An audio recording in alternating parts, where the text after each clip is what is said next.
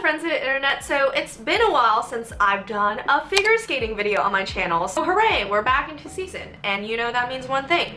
I'm going to be releasing a lot more figure skating content again on this channel. So today I'm just going to do a video that will share 10 things that nobody told me, or 10 things that I wish I really knew before I really got into the depths of figure skating and figure skating competitively, especially as an adult and starting the sport later on in my life. Also, I would really love feedback from you guys in terms of what you all are curious about and would love to see. So please leave a comment down below if you have any specific questions, or say, hey Cathy, I would love a video about this specific topic regarding skating or life or whatever else. Let me know below and we'll make it happen. With that, let's jump into the 10 things that people never really tell you about figure skating. Number 1, having proper Lutz technique. I'm just gonna tell you straight up, the Lutz is a little bitch. I hate that jump.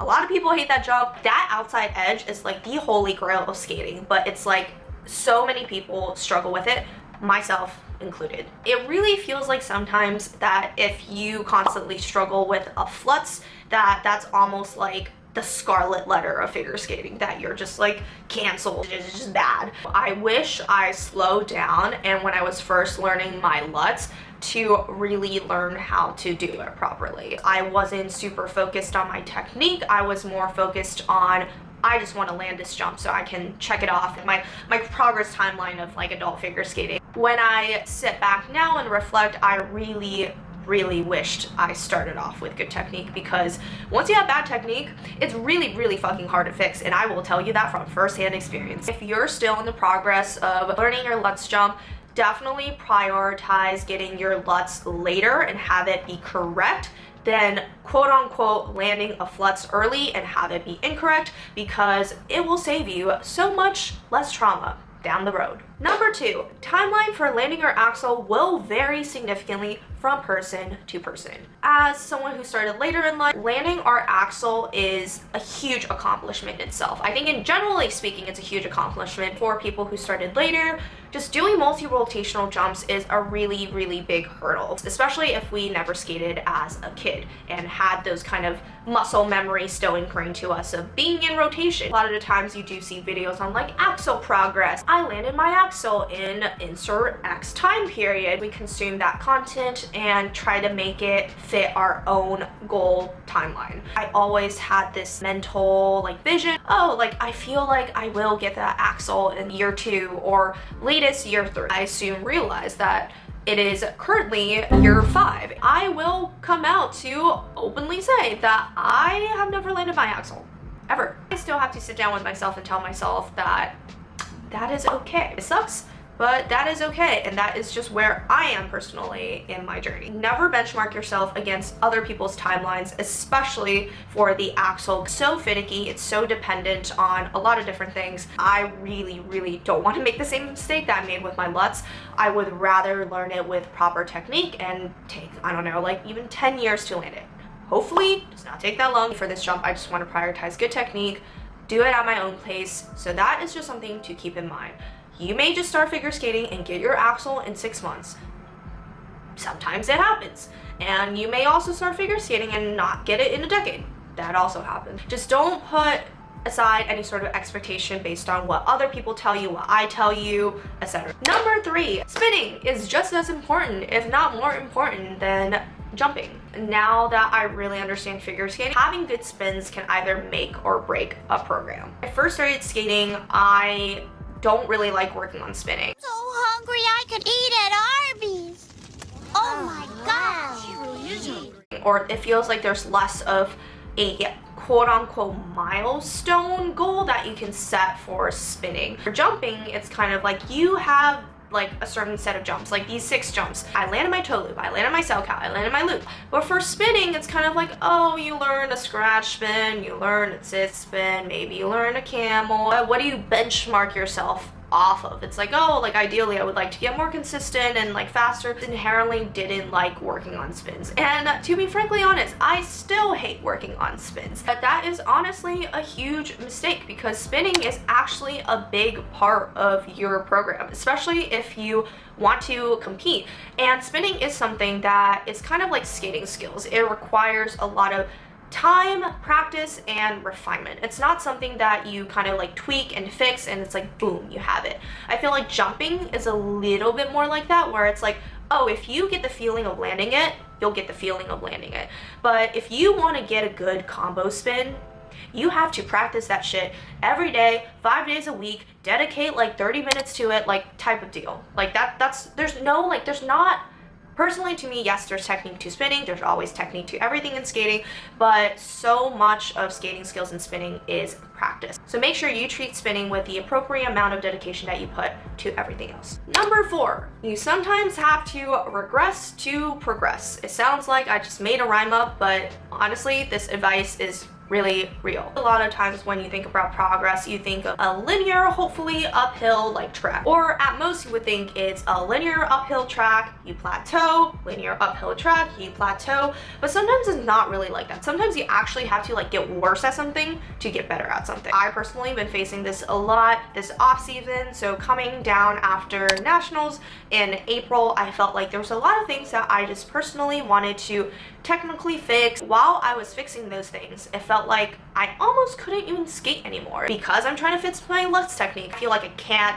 even do a Lutz anymore. That's probably the correct way to go about it. Sometimes you really just have to feel like you're taking a step back in order to fix something properly and then progress forward. Mentally, it feels really, really discouraging when sometimes you feel like you're stepping backwards instead of progressing forwards, but you just really have to kind of get over that mental hurdle and place yourself in that uncomfortable position in order to move forward. Number 5, work on random choreographic things bit by bit. You might think of these as things that you might sometimes do for fun when you're skating with friends. These might be knee slides, spread eagles, Ina Bowers, other like typical fancy stuff that you may not practice on a daily but are kind of like a cherry on top and embellishment. Personally for me, I tend to focus a lot on improving the jumps, improving the spins, improving the skating skills.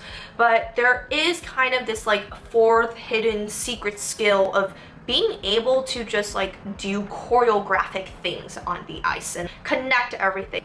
If you don't practice those things, it's actually quite hard. Like, especially for me, and as someone who started skating later in life, you don't just have an arsenal of things you already know how to do. I feel like every season I get a new program. There are a lot of things that I choreographically cannot do at the beginning of the season, and I really have to push myself to try new things. Like knee slides, I'm like, how on earth do you physics that? But if you don't ever try it, you'll never have it in your arsenal. And like my goal every single year is to add more of those things in your arsenal. Sometimes it's really hard to come to your choreographer and say, hey, help me like really make this piece of music shine, and you just don't have the repertoire, the skill sets to do any of those moves. Number 6, this is pertaining to if you want to skate competitively or if you just want to skate a program in its entirety. Just because you know how to do something does not mean it is program ready. That was one of my personal biggest misconceptions when I first moved into competitive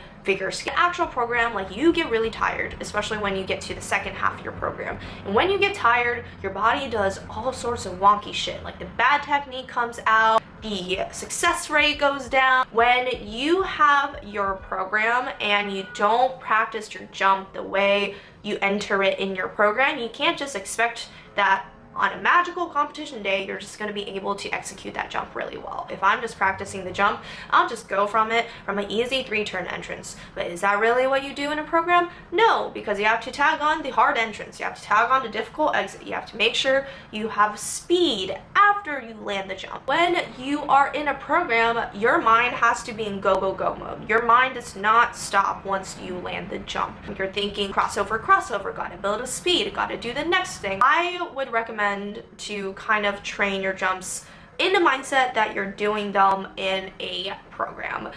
Number 7, external influences will impact you more than you think. This pertains especially to people who have started later in life and leads a normal adult life. For me, I also work in corporate, so I am a management consultant and that is my full-time job, but I also do the skating thing like it's a freaking full-time job. How do you balance that? It's so hard, and it's a type of difficulty that I feel like is not talked about enough. I may find myself going to the rink and feeling really demotivated and really discouraged. I feel like, oh, I can't do anything that day. What's wrong with me? Like, are my skills deteriorating? All this other things that cause yourself to cast self-doubt on yourself. However, what you may not attribute to that is external factors. A lot of the times where other factors of your life is stressful, work for example, skating also doesn't go as well as I want it to, and that is the reality and truth of balancing a sport competitively as an adult and also working full-time. When you're thinking about your own progress and moving forward,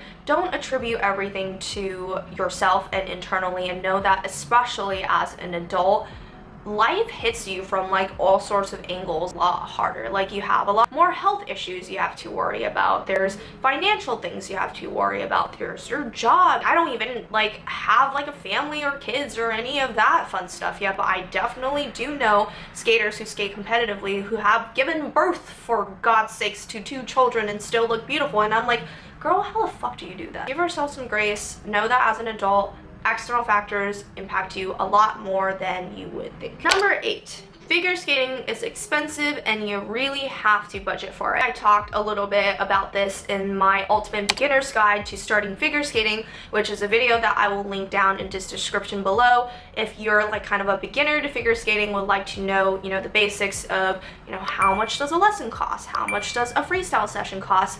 All of that details will be placed in that video. Figure skating is super, super expensive. Now that I do it competitively, there's so many costs. It's not just ice time, it's not just coaching, but you also have to budget, how many competitions am I gonna do in a season? Where are those competitions located? Like, where do I have to travel? I have to pay for a hotel. If you want your coach to come, you have to pay for your coaches to come. Like, for me, I do budget pretty heavily. I also have a video up that's called What I Spend in a Week in New York City that gives you a little bit of context in terms of like how I budget, but I typically try to not eat out as much as possible and limit all of my other costs in New York, such as transportation, so that I can afford and continue to skate and skate with longevity. Number 9, be careful and be conscious of pressure and not losing sight of your love for the sport. A lot of the times in adult skating is viewed very positively. A lot of the friends that I had that skated since they were really little and were really competitive growing up, they kind of had like either a toxic relationship with the sport for multitudes of reasons, due to coaches, due to parents. The most beautiful part about this is you're in control of your own journey. You only put yourself into situations that you want to be in. Like, no one's telling you to do otherwise. I also don't want to sit here and just pretend that everything is rainbows, unicorns, and butterflies all the time. There are times when you're an adult skater that things get really hard, and sometimes you have a really bad competitive season, or sometimes you have a good competitive season, but still you feel like you put a lot of mental stress and mental pressure on yourself, that you start to feel yourself withdrawing from the sport or losing a sense of purpose of why I'm coming to the rink every single day. And I do want to say that yes, the adult skating community, like 99% of it, so supportive of each other. That doesn't mean that in every community there isn't bad or negative interactions that you may face from people, whether it's directly to you or indirectly casted towards you. And my biggest advice for that is to just keep your head down and do what you love to do. Don't lose sight of your own purpose, and just try your best to block out the noise. Whatever you do in life, no matter if it's something really serious, something not so serious, something you just view as a casual hobby, like, you will meet good people, you will meet bad people, and that's a reality of just existing. Of course, put yourself in situations where most of the time your community is very supportive. In times where that doesn't happen, just make sure to block out that noise and don't let it get to you. Number 10, last but not least, be comfortable with falling. I'm adding this one because I suck at this one. Before you go into skating, you always hear from skating is the purpose of skating is to not fall, and the purpose of being good at skating is to not fall. Falling for a multitude of reasons sucks because it hurts, it's scary, and we naturally don't want to do it. However, if you don't fall, you're not making any progress. A lot of times I prevent myself from attempting the axel or skating really fast just because honest to God, I just don't want to eat shit, but that's not the right way to go about it. You have to be comfortable of reframing falling, that falling is fun, falling is part of the process. I know how to fall safely, therefore I will not hurt myself. Shifting the narrative around falling as something that is part of the process rather than something we want to avoid completely is really, really helpful. Like, of course, in competitions, the goal is still to not fall, but in practice, try to reframe falling as a positive thing. That's a wrap. That is my top 10 things that I feel like people don't really tell you when you go into figure skating that I have just kind of learned the hard way. Hopefully this video is helpful to you. Please like, comment, and subscribe if you want to see more video like this. Please leave a comment down below what type of videos you want to see from me this season, whether it's pertaining to skating or any of the other non-skating content that I create. And also, let me know if there's anything else that you feel like is super helpful if you are a skater that you feel like people don't tell you, and leave it down below so we can all share tips, advice, and ideas in this lovely community. Alright, that's it for today, and I'll see you guys next time. Bye!